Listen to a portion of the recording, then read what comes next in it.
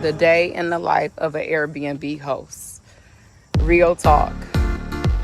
This is the real side of Airbnb hosting. Yes, it can be passive or semi-passive income, but this ain't that.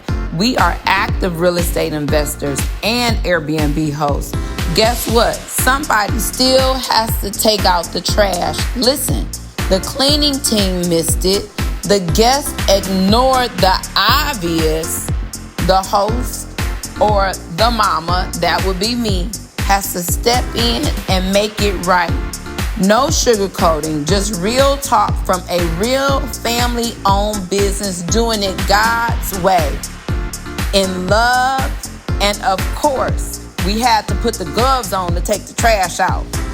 If you're curious about what really goes on behind the scenes in an Airbnb business, DM us your questions and ask about our guided tours.